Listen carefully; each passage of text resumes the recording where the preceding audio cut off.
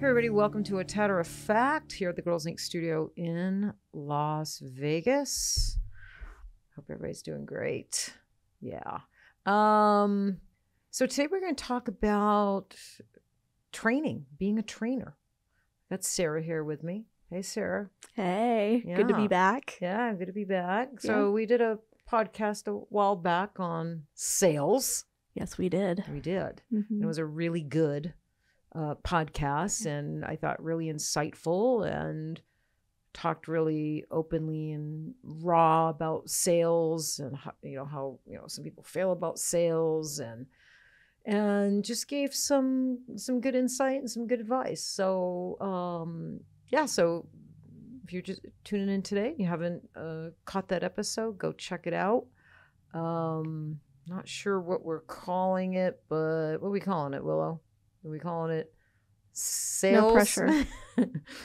Can't remember. Anyway, yeah. What is sales? That's the name of the episode. So go check that out.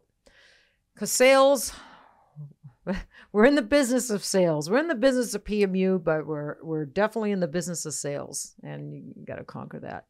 So let's talk about training and being a trainer. Right? Yeah. I think that is, that's right up my alley. I love talking about training. I'm a trainer. I've been a trainer for years and years and years and years and years. And I was about 4.5 years into my career when I got my very first student, when I became a trainer. So this is what I hear a lot or see a lot on the boards. How do I know when it's time for me to start training? Well, I asked my mentor that many, many years ago. I asked her, Margie, when do I know, like, I'm ready to be a trainer, like I'm ready to start training? And her answer to me was, when they start asking. Okay. Yeah. I like that. And I said, oh, well, I got people asking. Well, then it's time for you to be a trainer. Right. And then we had a deeper conversation. Do you want to train? And, explain to me the responsibility of being. She was very old school, very ethical, responsible artist and trainer herself. So we did have a long, deep talk about it, about the responsibilities of being a trainer and all the responsibilities that come along with being a trainer. We talked about expectations. We talked about what I might expect from students, and just a lot. We just had lots and lots of conversations about it. She was a prolific trainer, a very successful trainer, a highly referred and trainer. And so I was very lucky to have a really great mentor who was in the training space and highly respected in the training space to kind of raise me and teach me how to be a good trainer. But I think a lot of people don't have that. They don't have that. We are currently building out a course on this. We're getting into coaching. We've mentioned this before. We're in the process of building out a coaching platform. I think it's going to be amazing. It's going to be unsurpassed, unparalleled. It's going to be really different than what's currently out there. And I think, okay, I don't want to talk too much about it. I get too excited and then I'm going to get on a tangent and I'll just ramble about our coaching thing we're building. It is exciting. It's so exciting. Stay tuned. But this is going to be a part. This is going to be like level 3. Yeah. Or level 2. I can't remember. We have different levels and we are going into training. Like how to be a good trainer, what's expected of you, the do's, the don'ts, what you need to do, what you don't, and all that stuff. Right. I mean, which I can't wait to share this knowledge. So we're gonna just kind of graze into it a little bit on this podcast. Yeah. So, but I think that's good. I see it a lot of times on Facebook. How do I know when I want to train? Well, I think that's the best answer. When people start asking you, do you train? Can I come train with you? Because if people are asking you that, then they're seeing something in you, your work, that maybe you're not even seeing in yourself. They're seeing something in your work that they aspire to achieve. Absolutely. Right? So you have something you could teach them. Right. Yeah, you have something that they want. You have something that they want and that they need. And people will reach out because it's like a secret sauce. Yes. Right? You have the secret sauce and they want the recipe. Yeah. Yeah. Oh, yeah. Everybody is obsessed with finding the right recipe, the secret sauce, right? And everybody's secret sauce and their recipe it's all individual and very unique to them, right? We all work very differently and have our little quirky things that we do and don't do that we 100% believe is why we get the results that we get. That's right. I mean, I'm that way. I mean, I'm very formatted. I've got my things that I do and that I don't do that I 100% believe gives me the results that I get and have been getting for the last several years consistently. Right. So, and I think once you find that, you don't change what ain't broken. Not that you don't go out and explore and experience other techniques and have fun doing that. And you may adjust things here and there, but your core ingredients that gives you those great results, those tend to remain in place. And you may have some additions and little adjustments along the way. But, yeah, and PMU artists, if this is what they love, then they're on a quest to be the very best at it. And the only way you can be the very best at it is to go learn from others that are better than you. Right. Right? So are you ready? I think that taps up on a bigger topic too. Are you a student of your own craft? What do you mean by that? Well, are you constantly learning? Or are you constantly studying? Right. I mean, one indicator that you're ready is that people start reaching out, but are you still studying? Right. Every single day. I know you are. Yeah. And so, and that's what we see with a lot of great teachers. Yeah. I mean, throughout history. I'm constantly still studying and reading and learning. I learned just from the apprentices that come in, because I have to teach them. I have to demo procedures, and I have to supervise them in their first and second procedure, and just that alone is learning. Although I'm teaching, you're also learning at the same time. My artists here, I mean, I have a couple artists on here that do better ombre brows than me, for Christ's sakes. I mean, Ren and Sophia, look at them. I mean, they do amazing ombre brows. They're better than me.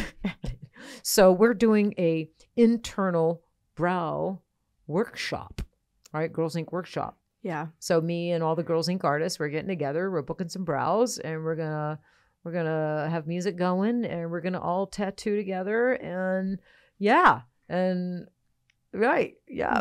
So I think it's important to, how did you word that? Be a student of your own craft. Yeah. Be a student of your own craft. 100%. And I think I think if you love this, you are, right? I think if you love permanent makeup, then it's just a given. It just comes naturally. You remain a student of the craft. You just do, because you love it so much, and there's so much to learn. You never know everything. You just never know everything. There's always more to learn, and there's always things to understand on a deeper level, right? And so, yeah. So we do trainings here. We do. We do a lot of trainings here. Yes, we do. Yeah, and you kind of manage them. As good as I can. Yeah. Do you like manage them? Be honest. I do, but I know that it's not my strong suit. You want me to make friends with everyone? I can do that. But keeping track, there's only so many spreadsheets I can have. Right. So you're really great with people, and you're great with booking the students. So yes. What's your weak point? My weak point is admin. At like organizing. Yes. Yeah. We've had a couple issues. Yes, we have. So I always make up for it, though. You do make up for it. You do. And and I know. Yeah. It's your organization. Like, yeah. I mean, And so you have to be really good at that. Yes, that's a good point. If you want to start a training program, if you are not organized, then you need to find someone who is. Yeah. And so you're our organizer and you're not that good at it. So, I mean, what are we But I do doing? And I have you on here talking about training. I am a student of the craft of organization, just like you're the student of PMU. I know. But no, we're working it out. When we're getting a system in place. So it's good. But it's easy. Look, you do have to be organized, right? Because students typically when you start training, you have a 50% deposit. Right. Usually that's how we work, right? You take a 50% deposit and then you have to put them on a spreadsheet and mark that they paid and when they paid and how the payment came in, PayPal, credit, blah, blah, blah, blah, blah. And as each student pays, you put them on a spreadsheet. Right. And, you can forget to put a student on a spreadsheet, right? You can take payment and forget to put a student on the spreadsheet. And then I could walk into class that day and have an extra student. Like, who are you? I don't see you. So those of you who listen to the sales podcast, I guess I'm just too good at filling up the seats and I always get a few extra, I can't help myself. Yes, you do. Yes, you do. Yeah. But leaning into the importance of organization, it is important. And the reason it's important is because these people are expecting a certain level of quality from you. Yeah. And even though you may be a really good artist, they want it to feel like school.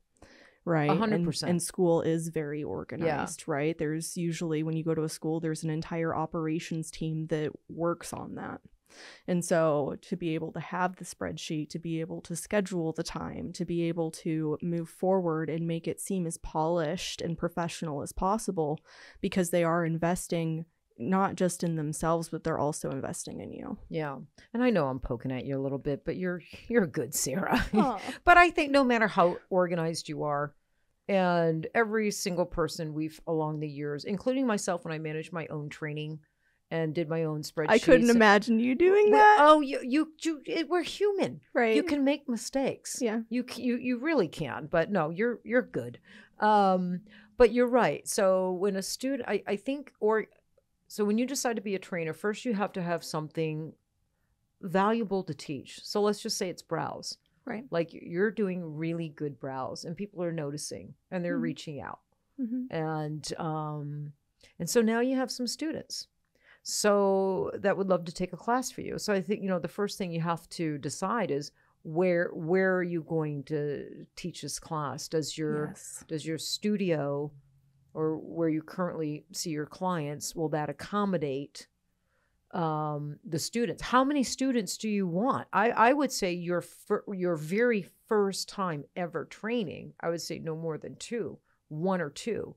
Start out baby steps and get used to being a trainer in a one-on-one or one-on-2 situation, and do that for quite a few classes until you hone your skills, because there are skills when it comes to there's trainer skills, right? Because there's really good trainers out there and there's really bad trainers. Right. And just because an artist or a person is an amazing artist, that does not mean they are an amazing trainer. Right. It's a separate skill set altogether. It's a separate skill set altogether. And then on the flip side, you can have someone that maybe they're not the best artists out there, but they're one hell of a trainer. Yeah. I've encountered that as well. That's very common actually in many industries when it comes to education. So my prior career, I worked in IT career education, and a lot of the best teachers actually had no experience in the field, and all of their students would get certified right away. Wow. And so it's interesting that you make that's an interesting correlation, right? So it could be the same thing in permanent makeup. Yeah. Well, and now in our industry, there's a real epidemic of, and it's been going on for quite some time, where, they're an artist maybe a year, and now they're stepping into training because there's money in training. Right. And there's a lot of newbies just, coming into the industry, just flooding the industry. Right. Starving for help. And, they see dollar signs. So they step into the training arena before they're skillfully ready, before their skill set is built, developed, and before their training their training skill set is built and developed. I mean, there's a lot of training classes that are just, put together rather very quickly, to make those training dollars. And so I would say first, if you're ready to train, decide what, I would say keep it to 1 or 2 students. I think that's huge. I mean, I think that's very important, very good advice. That's what I did. And I did that for a couple of years. And then I stepped into a class of 5. It was an eyeliner class down in San Jose. And, but I took those first couple of years doing, one-on-ones and 2-on-ones, just honing my curriculum, right? Honing my curriculum. So once you decide you want to be a trainer, take 1 or 2 students. Usually you can do 1 or 2 students in the space that you're currently using to see your own clients. But now you have to come up with a curriculum. Yes. Right? So let's say it's brows. That's what you're going to be teaching. You have to come up with a curriculum. Right. Right. So what are you going to be teaching them for the next few days? Yeah. How many days is your class going to be? Is it going to be a 2 day? Is it going to be a 3 day?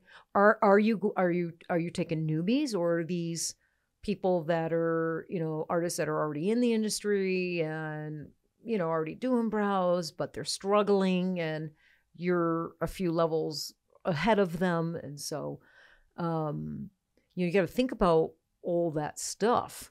And curriculums are very, very important because you're right. Training's expensive. Right. So what are you going to charge? You have to come up with a fair price that equals your worth and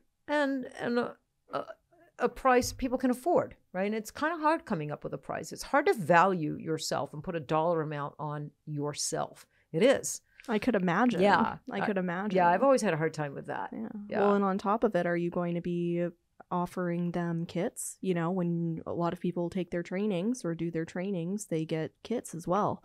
So it's not just the service. You've also got to be thinking about the value that you're adding within that training as well. Yeah. Are you giving them a machine? Are you giving them pigments to start off with? Right. Right. Yeah. Well, and I don't think kits, I think you can keep it simple. Like this year, all my eyeliner class, I didn't do kits. So I could keep my price down. Right. I could, and I've never given a machine, because if I'm going to give a machine, it's going to be the Zion or the Valhalla or the PMU. It's going to be a high-end brand name machine. I'm not going to give a $30. You want them to hit the ground running. Hell yeah. And I want them to have a badass, damn good machine in their hand, not a cheap little machine with 3 speeds on it. And so I've never given a machine, because then I would have to add quite a few $100, $800,000-$900,000 to the price of my course. And then this year, I was really honest. Look, I'm not giving kits and pigments and goodie bags and all that. I'd rather not have that as a part of my class and keep the price of my class lower, right? Reduce the price of my class. Right. And if I don't have to give a bag full of pigments and numbing creams and all that stuff, I can reduce the price of my class a little bit. Right. And that's what I chose to do for 2022 and 23.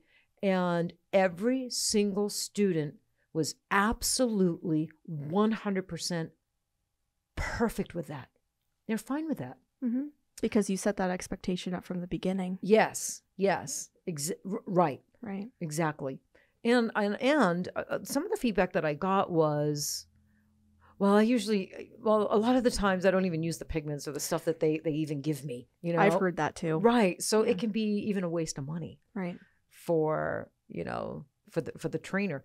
So just consider that.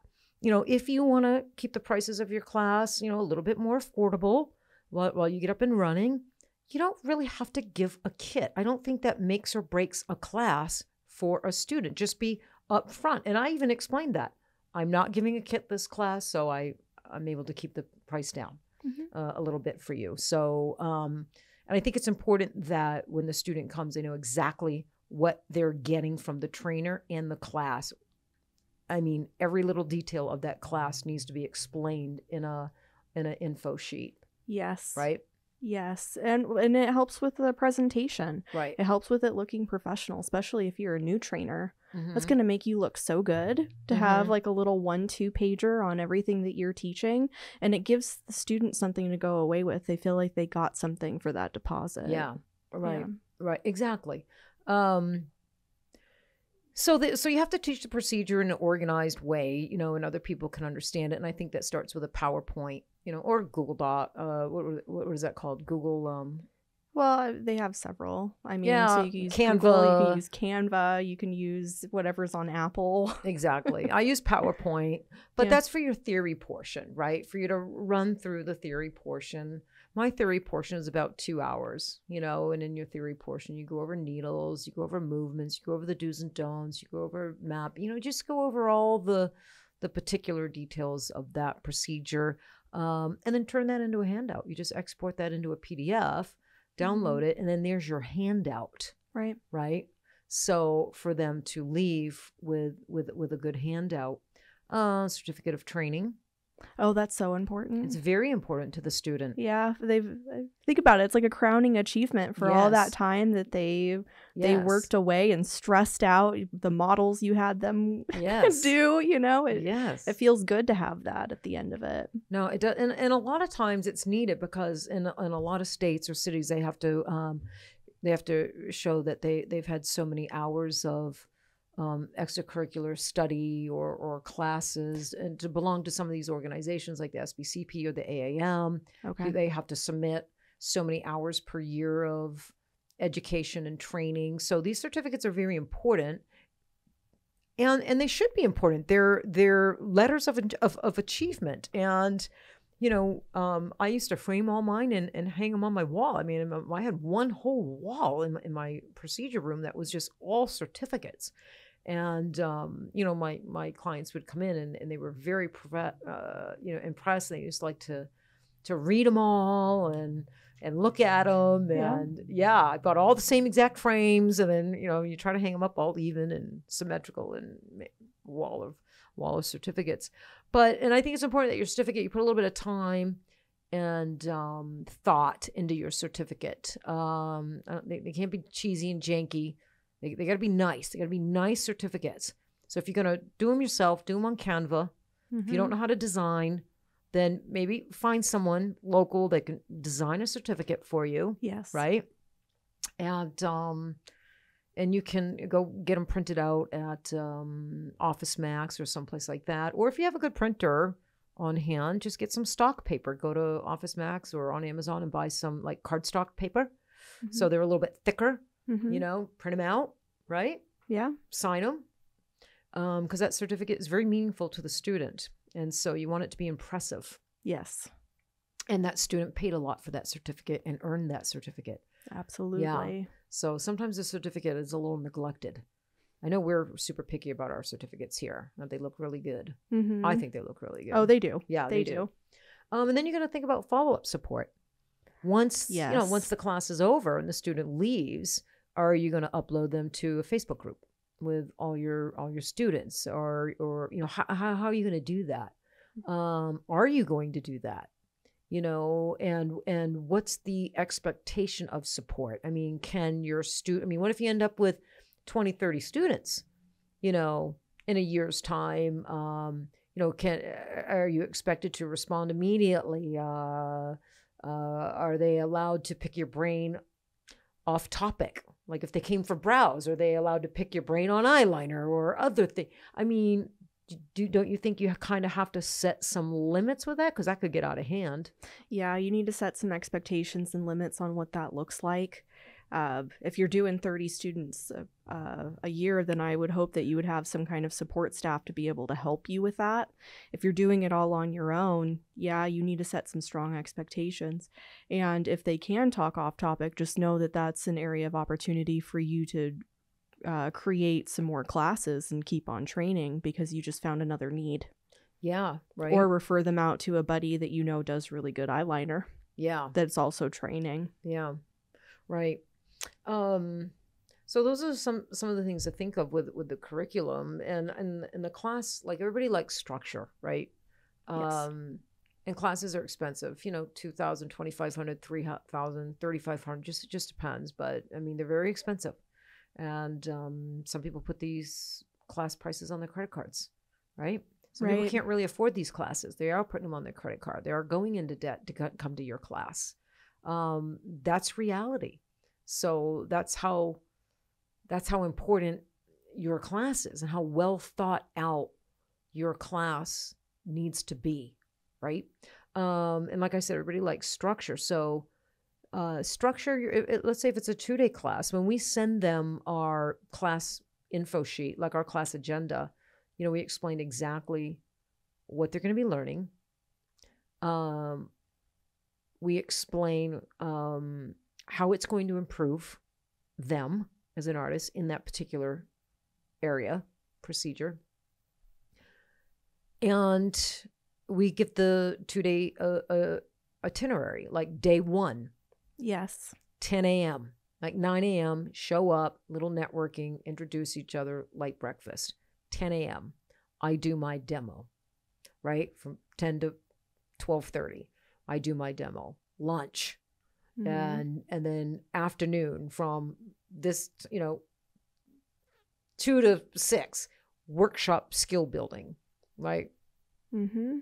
Yeah, and they like to know that. Yes. And it makes them feel more comfortable. It's kind of stressful going to a training and you're working on something that you know that you need some support on, and when you're hands-on in front of a bunch of people and you've got your trainer looking at you the entire time.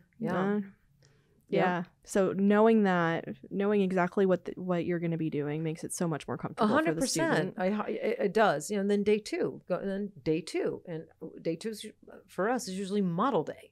Do you know? So yeah, I mean, really, you know, like do a nice bio of the class, like what they'll be learning, itinerary on day 1, day 2, and how those days are going to flow, and how they're going to be spending their time. You know, PowerPoint handout, you know, all that stuff, support, you know. And then I think probably the hardest part of training, people always ask me, what is the hardest part of training? And for me, it's always the models. Dealing with models, man, that can make you not want to do classes, is the models, right? So let's talk about that for a minute. We even sometimes have some classes we find models really easy, and some classes it's like, are you kidding me? Yeah. I mean, where are all the models? Yeah. And it can be really super hard. Or a model books, and we charge a $150 model fee, and they won't show up. And that $150 is non-refundable. Right. We tell them that is non-refundable. You don't show up, you're not getting your money back. Right? And sometimes they don't show up, and they never call to get their money back. Of course not, because they know they're not gonna. Yeah. But so you have to plan for that. Yes. You have to plan for that. And I think the most important thing about being a trainer is a good student contract agreement, a training agreement. Don't ever, ever, ever accept a student without a contract. I agree completely. Yes. And that goes back to expectations, right? They're signing an agreement that they understand what the training is, what they're going into, and what your expectations as an instructor are, but it protects both you and the student. Right. 100%, especially when it comes to models. Yes. Because what if, you know, this is supposed to be a hands-on class, and you have 2 students and 2 models don't show up. Right. I mean, do the students get their money back? No, absolutely not, because that was a measure outside of your control. But I could see from a student's perspective how they might be a little peeved if that wasn't set up at the beginning. Right, exactly. Right. But that's the importance of a student training contract, is you got to have a clause in there about models. That it is, you know, you cannot predict if a model is going to cancel last minute or no show. That is beyond your control. And if that happens, you know, there's no refund, right? So so trainers have to be ready to improvise if that happens. Not if that happens, when it happens, right? Because it happens. Yes, so that for me, that's the most stressful part of training. Not the class, not not working with the students, none of that. It's the models, whether they're going to show or not. That always gives me like a ton of anxiety. Yeah, usually a couple of days before the class, I'm like riddled with anxiety, like just like praying to God like they show up. Okay, so let's the last thing, and I'll probably have you take this away, Sarah. If you're going to be a trainer, I think, and you're going to get into training, and some people get into training and they love it. They absolutely love it, and they're going to continue on. Right. And they're going to be a trainer for the rest of their career, and they're going to impact a lot of lives. And then some people don't like it, and they just don't want to train. But if you're going to be a trainer, and this is what you're going to do, I would say partner with a good company, or I don't know, company like maybe Girlz Ink, maybe us. Yeah. And look for a training program to get involved in, because it's going to save you a lot of money. And our training program is a little different than others. Not only and I'm going to let you kind of go through the training program because you manage that. Yes. You guys set all that up and you guys manage that. But ours is not just discounts on products, but ours goes way beyond that, because we are trainers. So I think like a trainer. I know what I needed when I was training. I know what trainers want and need. Right. So go ahead if you want to kind of. Yeah, so Girlz Ink does have a trainer program. It's for both new trainers and experienced trainers alike. There are a lot of incentives that are involved with it. However, I will say that when I mean incentives, I also mean one-on-one support, which is something that I'm really big on. Remember, I'm the relationship person here.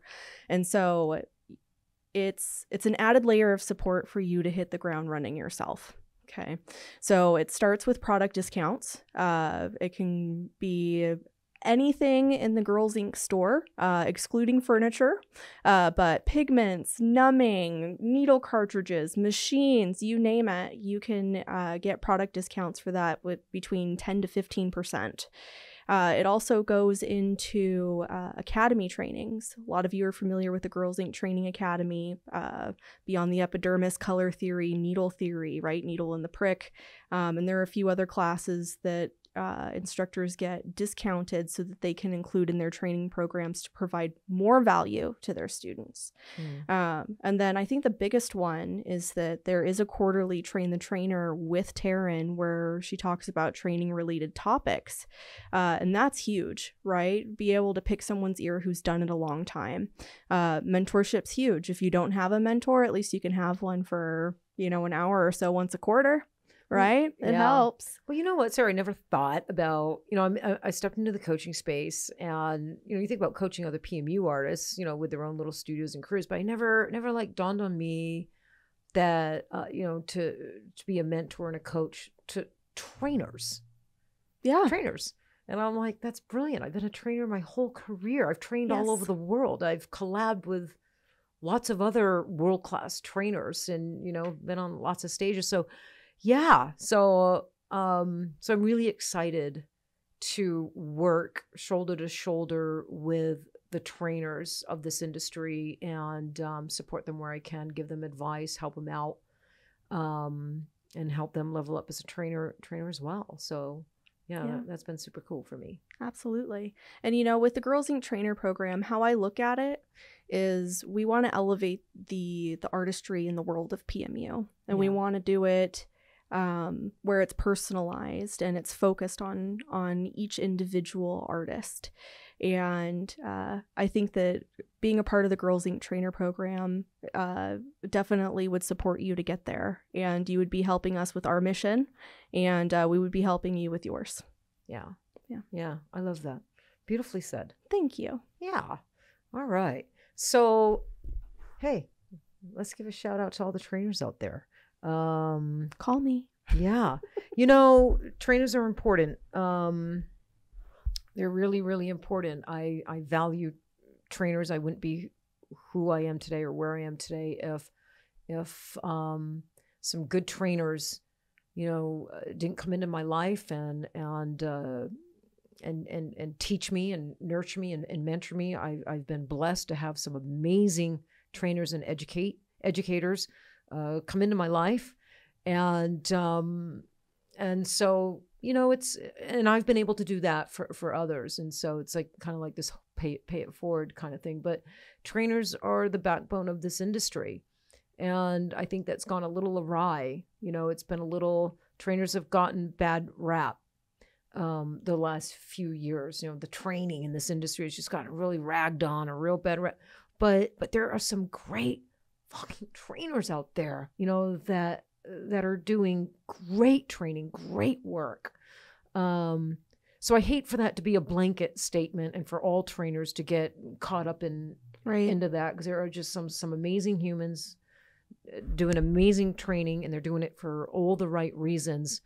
And so yeah, we'd love to partner with you and help you out anywhere you can. And like I said, if you're ready to step into training, you know, we can help you with that too. And this industry sure does need some great trainers. So and a shout out to all you trainers that are currently out there doing great work. Yeah, we salute you. All right. Well, hey, thanks for joining me, Sarah. Yeah, thanks for having me. Yeah. Okay. Had a ball. All right, you guys. Thanks for hanging out with us today. Stay in the pursuit of happiness, and we will see you next time.